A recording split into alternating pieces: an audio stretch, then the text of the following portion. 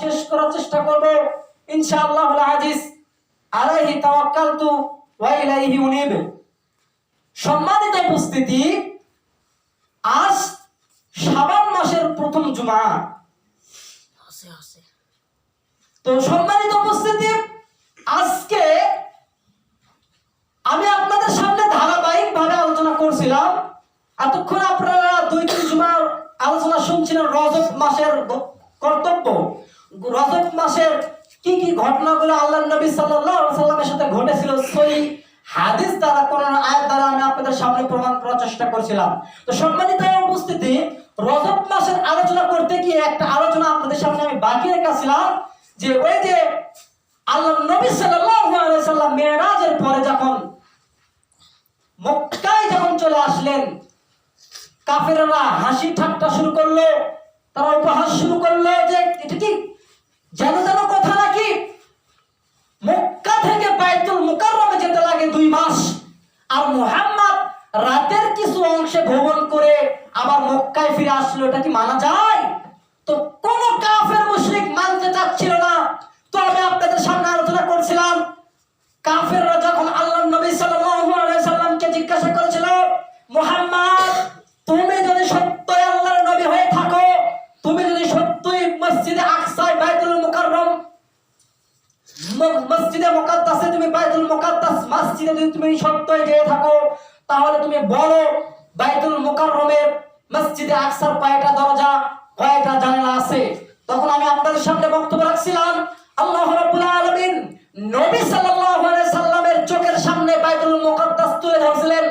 আল্লাহ রাব্বুল আলামিন ইসলামকে প্রতিষ্ঠা করার জন্য তার প্রিয় হাবিব যেন, তার নবী সাল্লাল্লাহু আলাইহি সাল্লাম যেন, তার নবী যেন অপমান না হয়, তাই আল্লাহ রাব্বুল আলামিন মসজিদুল আকসা, আল্লাহ রাব্বুল আলামিন তার সামনে, যেরকম আমরা ফেসবুক লাইভ দেখি, আল্লাহ রাব্বুল আলামিন তার সামনে, নবীর সামনে একেবারে লাইভ আকারে, একেবারে পর্দার ন্যায় স্যাটেলাইটের মাধ্যমে আল্লাহ নবী সাল্লাল্লাহু আলাইহি সাল্লামের সামনে তুলে ধরেছিলেন। সম্মানিত উপস্থিতি, তবুও কাফের মুশরিক তারা মানতে চায় নাই। তারা বিশ্বাস করে নাই যে এটা অসম্ভব, এটা হতেই পারে না। রাতের কিছু অংশে এসে ভ্রমণ করে আসলো, সপ্তমক আসমান জমিন ভ্রমণ করলো, জান্নাত জাহান্নাম দেখলো, মক্কা থেকে মসজিদে আকসায় গেলে আমি বিশ্বাস করতে পারি না। কাফেররা বলছে আমরা এটা মানতে পারি না। তো সম্মানিত উপস্থিতি, এই মিরাজ নিয়ে অনেক মানুষ মিথ্যা তাফসীর করেছে, তার মধ্যে একটা মিথ্যা তাফসীর আপনাদের সামনে আজকে উপস্থাপন করব। সম্মানিত উপস্থিতি, এই মিরাজ একটা ইহুদি একটা খ্রিস্টান লোক মানতে চায় নাই। তো মানতে চায় নাই, একটা মিথ্যা তাফসীর, ভিত্তিহীন তাফসীর তারা তৈরি করছে। কি তাফসীর শুনুন। এক লোক মাছ মারতে গিয়েছে, মাছ মারে, নদী থেকে মাছ জাল দিয়ে, নদী থেকে জাল দিয়ে মাছ মেরে তার বাড়িতে নিয়ে এসে তার স্ত্রীকে দিল। দেওয়ার পর যখন এই মেরাজের ঘটনা শুনেছিল, সে বিশ্বাস করে নাই। তাই ওই লোকটি যখন নদীতে গোসল করতে গেল, তখন ওই লোকটি একেবারে উধাও হয়ে গেল। লোকটি নদীর মধ্যে ওখানে উধাও হয়ে গেল। উধাও হওয়ার পর লোকটি 27 বছর কোন এক জায়গায় থাকে। 27 বছর কোন এক জায়গায় থাকার পর লোকটি আবার ফিরে আসে। ফিরে এসে দেখে নদীর পাড়ে তার কাপড়, গোসল করার লুঙ্গি গামছা রয়েছে। সে গোসল করে আবার বাড়িতে যখন ফিরে যায়, ওই যে তার স্ত্রীকে মাছ কুড়তে দিয়ে এসেছিল, সে গিয়ে দেখলো তার স্ত্রী আবার ওই মাছ কুড়ছে। এরকম ভিত্তিহীন একটা নোংরা একটা তাফসীর তারা বানায় আল্লাহর নবীর মিরাজকে প্রমাণ করার জন্য। সম্মানিত উপস্থিতি, আল্লাহর নবী সাল্লাল্লাহু আলাইহি সাল্লামের মিরাজ প্রমাণ করার জন্য 27 বছর মাস করার একটা ঘটনা ভিত্তিহীন তাফসীর করার দরকার নাই। আল্লাহ বলেন সূরাতুল বানী ইসরাঈলের 1 নম্বর আয়াত, 17 নম্বর সূরা, 15 নম্বর পারা, 1 নম্বর পৃষ্ঠা, 1 নম্বর আয়াত, 1 নম্বর লাইন। আল্লাহ বলেন লাইলাম মিনাল মাসজিদিল হারাম, আমি আমার বান্দাকে, লাইল মানে রাত্রিতে, আমি আমার বান্দাকে রাতের কিছু অংশে ভ্রমণ করিয়েছি। এটাই আপনাকে আমাকে বিশ্বাস করতে হবে। আল্লাহ নবী 27 বছর তাপ মেরাজ করেছে, এই কথা মিথ্যা, ভিত্তিহীন তাফসীর বাংলাদেশে হুজুরেরা বলছে সুর দিয়ে, কণ্ঠ দিয়ে, রঙে ঢঙ্গে করে তারা ভিত্তিহীন তাফসীর গুলো মানুষের সামনে করেছে। আমাদের করণীয় হলো আল্লাহ নবী সাল্লাল্লাহু আলাইহি সাল্লাম কিছু অংশ আল্লাহ, এটা আমাদেরকে বিশ্বাস করতে হবে। 27 বছর 14 বছর এগুলো কোনো ভিত্তিহীন তাফসীর আমরা বিশ্বাস করতে পারি না। তো এই আমার বক্তব্য ছিল সংক্ষিপ্ত তাফসীর, ভিত্তিহীন তাফসীর। এই ওয়াজ অনেক আলেম করে থাকে, কিন্তু এই ওয়াজ, এই তাফসীর ভিত্তিহীন, এই তাফসীরের কোনো ভিত্তি নেই। তো সম্মানিত উপস্থিতি, শবে বরাত, তো শবে বরাত, শবে বরাত, শবে, শবে এটা কোরআনুল কারীমের কোনো শব্দ নয়, এটা ফার্সি একটা শব্দ। শবে বরাত মানে বরকতময়, বারাক না, বরাত এটা কোরআনের শব্দ। কিন্তু একদল ভ্রান্ত আলেম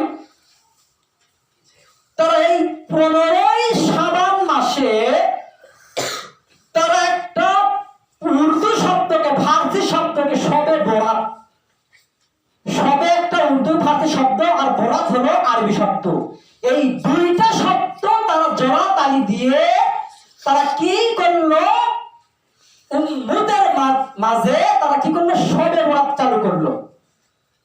এই শবে বরাত আল্লাহর নবী সাল্লাল্লাহু আলাইহি সাল্লামের যুগে ছিল না, আল্লাহর নবীর যুগে এই শবে বরাত ছিল না। এমনকি আবু বকর রাদিয়াল্লাহু তাআলা আনহু খলিফার সময়ে শবে বরাতের নামে কোনো কিছুই চালু ছিল না, হালুয়া রুজির কোনো প্রথা প্রচলন চালু ছিল না, ওমরের সময় চালু ছিল না, উসমান রাদিয়াল্লাহু তাআলা আনহুর সময় চালু ছিল না।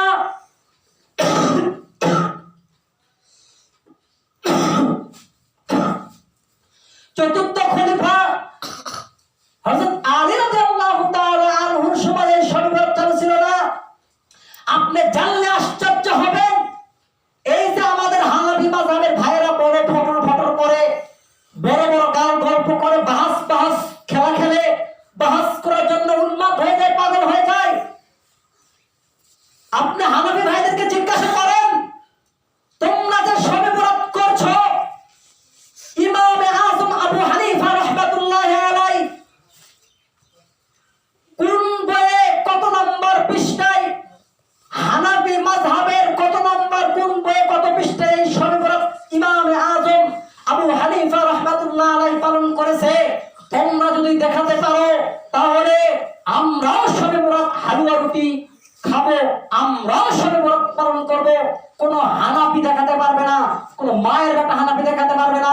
সম্মানিত উপস্থিতি, আপনাকে বলছি, আমিও একজন হানাফি, কিন্তু আমি সহি হানাফি, ওরকম জাল হানাফি হওয়ার অভ্যাস আমার নাই। আমার বাপ দাদা 14 গোষ্ঠী হানাফি, ওরা সবাই জাল হানাফি, ওরা সবাই শবে বরাত মিলাদ কিয়াম পালন করে। আর আমি এজন্য বলেছি, ইমাম আবু হানিফা রাহমাতুল্লাহি আলাইহি তিনি বলেছেন, ইযা সাহাল হাদিসু ফাহুয়া মাযহাব। ইমাম আবু হানিফা রাহমাতুল্লাহি আলাইহি তিনি বলছেন, হে আমার ছাত্র, তোমরা শুনে রাখো, আমি আবু হানিফা আজকে যে হাদিস লেখি, আমি আবু হানিফা কালকে সেই হাদিস বাতিল করে দেই। তাই আমার কথা অনুযায়ী তোমরা কোনো ফতোয়া দিবা না, আমার বই পড়ে তোমরা কোনো ফতোয়া দিবা না। ইমাম আবু হানিফা এই কথা স্পষ্টভাবে লিখে গেছেন, ফাহুয়া দলিলুন হারামুন। ইমাম আবু হানিফা বলেছে, আমার কথা দিয়ে, আমার বক্তব্য দিয়ে, আমার বই দিয়ে ওই সমস্ত মুফতির জন্য দলিল দেওয়া হারাম। যে আমি আবু হানিফা এই কথাটা কোথায় থেকে লিখেছি, এটা আগে আমাকে তাকে জানতে হবে, বুঝতে হবে, তারপরে সে দলিল দেবে। ওই মুফতির জন্য, ওই আলেমের জন্য ইমাম আবু হানিফার কিতাব দিয়ে দলিল দেওয়া জায়েজ নয়, কেননা ফাহুয়া দলিলুন হারামুন, ওই মুফতির জন্য দলিল দেওয়া হারাম। কারণ ইমাম আবু হানিফা বলছে, আমি ইমাম আবু হানিফা আজকে যে হাদিস লিখি, কালকে ওই হাদিস আমি বাতিল করে দেই। তার মানে বলা যাচ্ছে, ওই সময় আমাদের সময়, এখন আমাদের কাছে যেরকম টাচ ফোন থাকে, অ্যান্ড্রয়েড ফোন থাকে, আমরা সহজে হাদিস বের করতে পারি, কিন্তু ইমাম আবু হানিফার কাছে তো এরকম ভাবে হাদিস পৌঁছায় নাই। ইমাম আবু হানিফা তাকে হলো কুফার শহরে, ইরাকের কুফা শহরে ইমাম আবু হানিফা থাকে, আর মসজিদুন নববী হলো মদিনায়। সেখান থেকে কুফা শহরে অনেক বিশাল বড়, বিশাল রাস্তা, বিশাল বড় পথ, তো একটা হাদিস তো পৌঁছতে অনেক সময় লাগবে। তাই ইমাম আবু হানিফা বলছে, আমি যে হাদিস আজকে লিখি, ওই হাদিস যদি ভুল হয় আমি কালকে বাদ দিয়ে দেই। তো হানাফি ভাইরা যে এত ফটর ফটর করে, এত মানে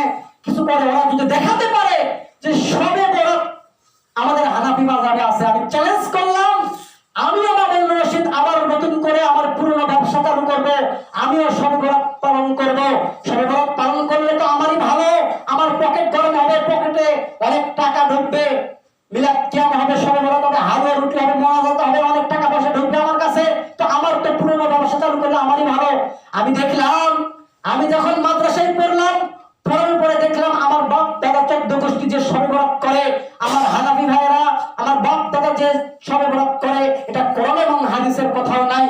তাই আমি মামুনুর রশিদ শবে বরাতকে বাদ দিয়েছি, তাই আমি মামুনুর রশিদ শবে বরাতকে বেদাত বলে থাকি। সম্মানিত উপস্থিতি, শবে বরাত একটা উর্দু ফার্সি শব্দ, বরাত মানে বরকত। এটা উর্দু শব্দকে ফার্সি শব্দকে তারা ইসলামের মধ্যে আরবি দিয়ে তারা চালিয়ে দিয়ে তারা মানুষের কাছ থেকে হাজার হাজার টাকা লুটে নিচ্ছে। ভ্রান্ত আলেম গুলো সত্য কথা বলছে না। প্রায় আলেম ধরেন একটা গ্রামে বা একটা আমাদের বগুড়া শহরের মধ্যে যদি 10,000 আলেম থাকে, ভালো আলেম থাকে, কমপক্ষে 9,500 আলেম তারা জানে যে শবে বরাত এটা বেদাত, এটা রাসূলের যুগে ছিল না, সাহাবীদের যুগে ছিল না, 4 ইমামের যুগে ছিল না, এটা 600 বছর পরে 400 বছর পরে চালু হয়েছে। আল্লাহর নবীর মৃত্যুর 400 বছর পরে 600 বছর পরে এই শবে বরাত এই মিলাদ কিয়াম চালু হয়েছে। এটা তারা জানে। 10,000 আলেমের মধ্যে 9,500 আলেম তারা জানে। এখন বলুন হুজুর, আলেম জানে তাহলে কেন বলে না বিদআত? আমিও তো বুঝি না কেন আলেম বলে না বিদআত। আমি মনে করি এজন্য আলেম বলে না বিদআত। আজকে যদি ওই আলেম, ওই হানাফি মাযহাবের আলেম, ওই মসজিদের আলেম, ওই মসজিদের আলেম যদি বলে এই শবে বরাত বিদআত, শবে বরাত করা যাবে না, রুটি হালুয়া খাওয়া যাবে না, সিন্নি বিতরণ করা যাবে না, জিলাপি বিতরণ করা যাবে না, মসজিদের মাইক দিয়ে বলা যাবে না যে তোমরা শবে বরাত উপলক্ষে 3টি সিয়াম পালন করো, এগুলো যদি আজকে হুজুররা বলে, তাহলে হুজুরের চাকরি মুসল্লিরা, মসজিদের সভাপতি, মসজিদের ক্যাশিয়ার, মসজিদের যে সমস্ত মুতাওয়াল্লি আছে, মসজিদের মুসল্লিগুলো ওই হুজুরকে নোট করে দেবে, গেট আউট করে দেবে। এই গেট আউটের ভয়ে, মসজিদের ইমামের চাকরির ভয়ে মসজিদের হুজুরগুলো হক কথা, সঠিক কথা বলে না। তারা বলে যে যেহেতু মুসল্লিরা বাপ দাদার থেকে করে আসতেছে, করুন, সমস্যা নাই, হুজুরের পকেট গরম হোক আর মুসল্লিরা নাও ঠিকঠাক থাক থাক, হুজুরের পকেটও গরম হোক আর মুসল্লিরা যেটা করছে ওরাও ঠিকঠাক থাক, তাহলে হুজুরের কোনো সমস্যা হবে না। তো সম্মানিত উপস্থিতি, এই শবে বরাত 400 বছর পরে, আল্লাহর নবীর মৃত্যু 400 বছর পরে শবে বরাত চালু হয়েছে।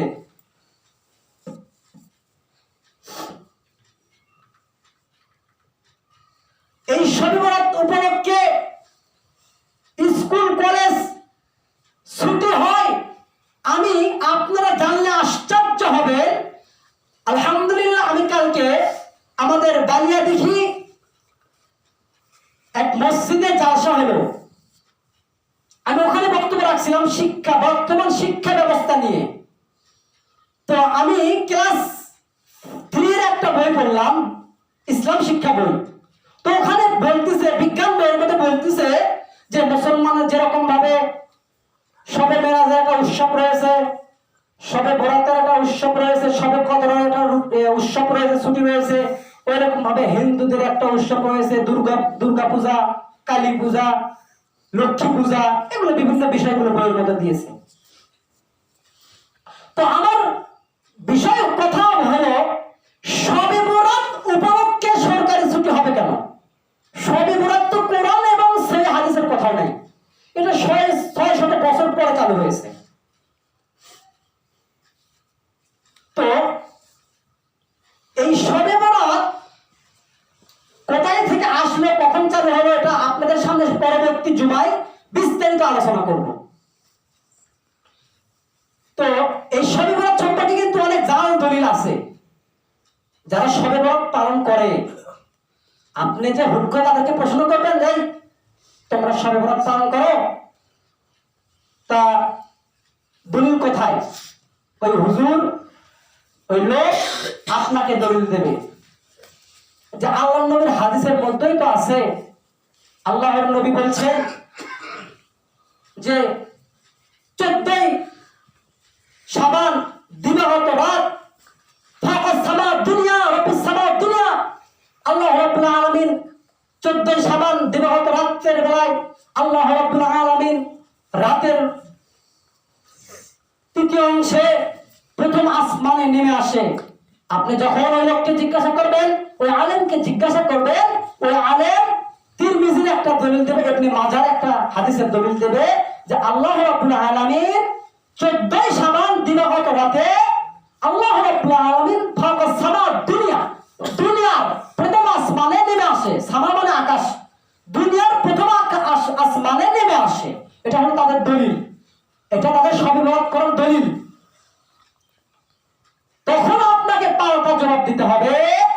আল্লাহর নবী সাল্লাল্লাহু আলাইহি সাল্লাম সহিহুল বুখারী হাদিসের রাবিউল আবু হুরায়রা রাদিয়াল্লাহু তাআলা আনহু থেকে বর্ণিত, তিনি বলেন আমি আল্লাহর নবী সাল্লাল্লাহু আলাইহি সাল্লামের কাছ থেকে শুনেছি, আল্লাহর নবী সাল্লাল্লাহু আলাইহি সাল্লাম বলছেন যে রাতের তৃতীয় অংশে ফাওকাস সামাআদ দুনিয়া, দুনিয়ার প্রথম আসমানে আল্লাহ রাব্বুল আলামিন প্রতিদিন নেমে আসেন। আল্লাহ রাব্বুল আলামিন প্রত্যেকদিন রাতের তৃতীয় অংশে দুনিয়ার আকাশে, দুনিয়ার আসমানে নেমে আসেন প্রত্যেকদিন। আর হুজুর তিরমিজির ইবনে মাজার একটা হাদিস পড়েছি, ব্যাখ্যা দিল আপনাকে যে 14 শাবানের দিবাগত রাতে আল্লাহ তাআলা নেমে আসে। আর সহিহ বুখারীর হাদিস, সহিহুল বুখারীর হাদিস, আল্লাহ রাব্বুল আলামিন প্রত্যেকদিন রাতের তৃতীয় অংশে প্রথম আসমানে নেমে এসে আল্লাহ বান্দাকে বলে, হে আমার বান্দা, তোমরা কে কি চাও আমার কাছে চাও, তোমরা কে চাও ক্ষমা, আমার কাছ থেকে ক্ষমা চাও, আমি তোমাকে ক্ষমা করে দিব। বান্দা, কে আছো ঋণগ্রস্ত, আমার কাছে চাও, আমি তোমার ঋণ পরিশোধ করার ব্যবস্থা করে দেব। বান্দা, তোমার কার কি লাগবে, কে কোন কষ্টে আছো, কে কোন বিপদে আছো, কার কি লাগবে বান্দা আমাকে বলো। আল্লাহ রাব্বুল আলামিন প্রত্যেকদিন রাতের শেষ অংশে প্রথম আসমানে নেমে এসে বান্দাকে ডাকে। সেই সময় আমরা ঘুমিয়ে থাকি, সেই সময় তো আমরা আল্লাহকে ডাকতে চাই না, অর্থাৎ সেই সময় হলো তাহাজ্জুদের সময়। সম্মানিত উপস্থিতি, আল্লাহ রাব্বুল আলামিন প্রত্যেক দিন রাতের বেলায়, রাতের শেষ অংশে প্রথম আসমানে নেমে এসে বান্দাকে ডাকে, আর বান্দা ঘুমিয়ে থাকে। আর আপনি সারা বছর আপনার নামাজের কোনো খবর নাই, আপনি নামাজ পড়েন না, জুমার নামাজ পড়েন না, 5 ওয়াক্ত সালাত আদায় করেন না, কিন্তু দুর্ভাগ্য আপনার জন্য, আপনি কি করেন ওই 14 শাবান দিবাগত রাত্রে দেখবেন সেদিন মসজিদের লোকের আর অভাব নাই। যারা সারা জীবন নামাজ পড়ে নাই, আল্লাহকে সিজদা দেয় নাই, 14 শাবানে দিবাগত রাত্রিতে তারা মসজিদে গিয়ে একেবারে গোসল করে, আতর সুরমা সাদা পোশাক পরে, একবারে মসজিদ লাইটিং করে, হালুয়া রুটি দিয়ে একেবারে মসজিদ জামা করে ফেলে দেয়। যদি জিজ্ঞাসা করা হয় কি ব্যাপার, আপনাকে তো এই কদিন নামাজ পড়তে দেখি নাই, সারাদিন সারা বছর আপনাকে নামাজ পড়তে দেখলাম না, আপনি কেন আজকে সালাত আদায় করতে আসলেন? কি কয় জানেন? কয় হুজুর মনে হয় আপনি জানেন না। কি জানি না আমি? আপনি কি ভুলে গেছেন নাকি? আপনি পড়েন নাই যে 14 শাবানে দিবাগত রাত্রিতে আল্লাহ তাআলা প্রথম আসমানে নেমে আসেন? নাউজুবিল্লাহ। এই দলিল আপনাকে দিবে।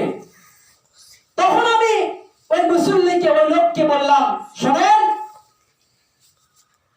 আপনি কোন আল্লাহর ইবাদত করেন আর আমি কোন আল্লাহর ইবাদত করি? আমি এমন আল্লাহর ইবাদত করি, আমি এমন রবের ইবাদত করি, আমার রব প্রতিদিন প্রত্যেকদিন রাতের প্রথম আসমানে, রাতের তৃতীয় অংশে প্রথম আসমানে নেমে এসে আমার রব বান্দাদেরকে ডাকে, বান্দা তোমরা কে কি চাও। আমার রব প্রতিদিন এসে রাতের শেষ অংশে ডাকে, আর আপনার রব শুধু 14 শাবানে এসে আপনাকে ডাকে। তাহলে আপনার রবের মধ্যে আমার রবের মধ্যে পার্থক্য অবশ্যই আছে। সহিহুল বুখারীর হাদিস, আল্লাহ রাব্বুল আলামিন প্রত্যেক দিন এসে বান্দাকে ডাকে, আর আপনি একটা জয়ীফ হাদিস দিয়ে আমল করেন, 14 শাবানে এসে আল্লাহ আপনাকে ডাকে।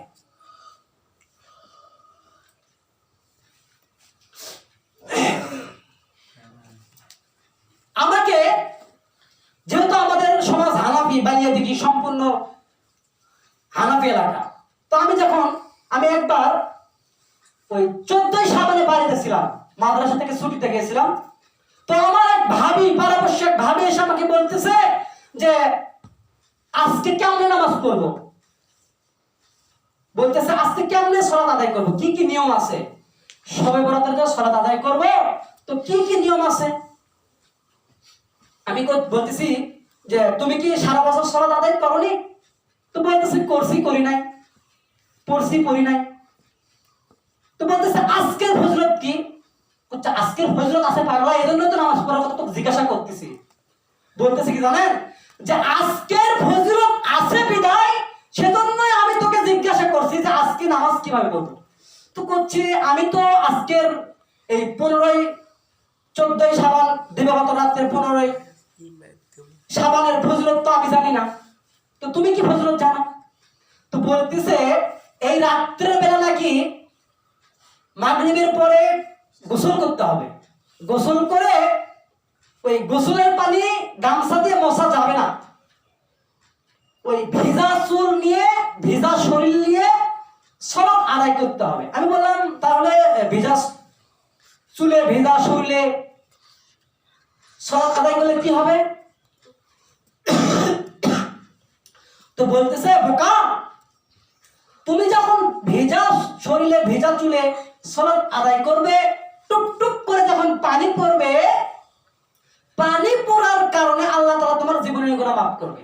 তাই নাকি? এত বড় ফজিলত কোথায় আছে এই হাদিস?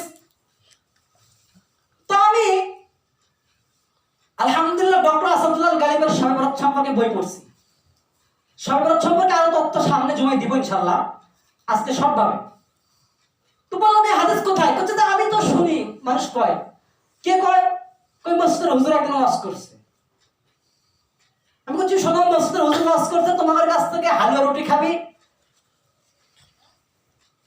টাকা পয়সা ইনকাম করবে এই জন্য। তো আমি 2000, আপনারা শুনলে আশ্চর্য হবেন, তথ্য দিচ্ছি আপনাদেরকে, একবারে টাটকা তথ্য আপনাদেরকে দিচ্ছি। আমি 2021 সালে হাতিবান্ধা চরপাড়া মসজিদে আসিলাম। তো 14ই শাবানে দিবাগত রাত্রিতে 15ই রাত্রিতে ঘরের বাড়ি মসজিদ, ঘরের বাড়ি তো চেনেন আপনারা মনে হয়, ঘরের বাড়ি। তো বলতেছে মুসল্লি ভাইরা আপনারা মসজিদে আসেন, আজকে একটা গুরুত্বপূর্ণ রাত, এই রাত্রির বেলা দোয়া করলে, জিয়ারত করলে দোয়া কবুল হয়। এবং এই রাত্রির বেলাতে বাপ মা চাতক পাখির মতো তাকিয়ে থাকে যে আমার সন্তান তুমি আমার জন্য দোয়া করো।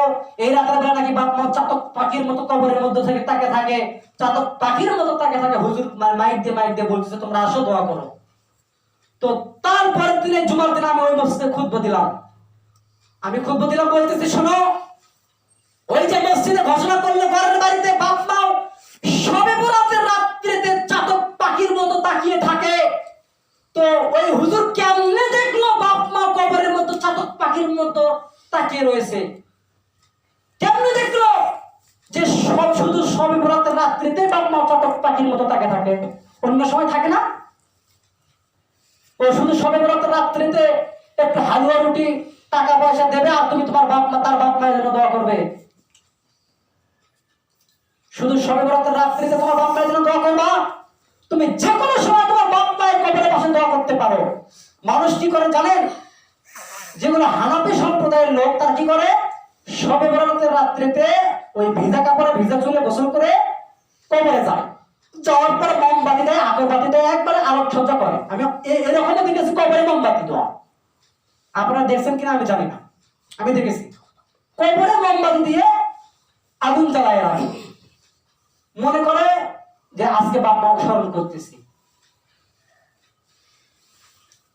তো মনে রাখেন এই শবে বরাত এটা রাসূলের নয়, রাসূলের তৈরি নয়, এটা ভ্রান্ত আলেমদের বানানো ইহুদি খ্রিস্টানদের সূক্ষ্ম ষড়যন্ত্র, যে মুসলমানের মধ্যে কিভাবে বিভেদ তৈরি করে দেওয়া যায়, মুসলমানের মধ্যে কিভাবে দ্বন্দ্ব তৈরি করে দেওয়া যায়।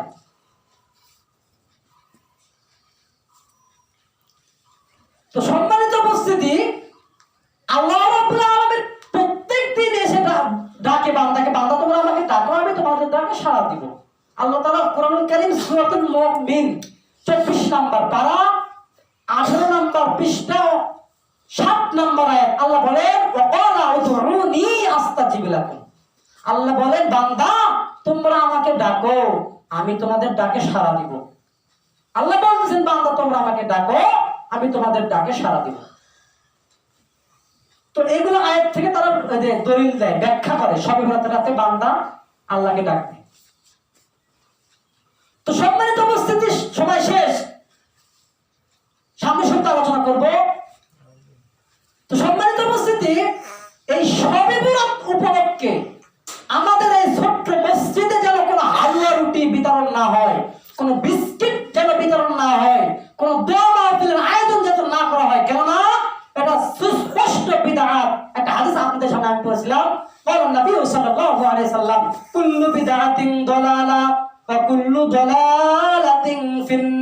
ফিন্নার। আল্লাহ নবী বলেছেন কুল্লু বিদআতিন দালালা। আল্লাহ নবী বলেন প্রত্যেক বিদআত গোমরাহ। ওয়া কুল্লু দালালাতিন ফিন্নার, আর প্রত্যেক বিদআতকারীর ঠিকানা হলো ফিন্নার, মানে জাহান্নাম। আল্লাহ নবী বলেছেন কি প্রত্যেক বিদআত গোমরাহ, আর গোমরাহের ঠিকানা হলো বিদআতকারীর ঠিকানা হলো জাহান্নাম। সম্মানিত উপস্থিতি, আপনাকে বলছি এমন কোন আমল করিয়েন না যে আমল আল্লাহ নবী করে নাই, আল্লাহ নবীর সাহাবীরা করে নাই, তাবেঈন করে নাই, তাবেঈন করেন নাই, চার ইমামের কেউ করেন নাই, ভ্রান্ত হুজুরগুলো বানাইছে। ওই হুজুরদের কথা শুনে এমন কোন আমল করিয়েন না যে আমল আপনাকে জাহান্নামে নিয়ে যায়। আল্লাহ রাব্বুল আলামিন আপনাকে আমাকে বোঝার তৌফিক দান করুক, আল্লাহুম্মা আমিন। সম্মানিত উপস্থিতি, সামনের সপ্তাহে আরো আগে আসবেন, শবে বরাত সম্পর্কে তথ্য দিব। এবারে বক্তব্য শেষ করছি। আলহামদুলিল্লাহি রাব্বিল আলামিন।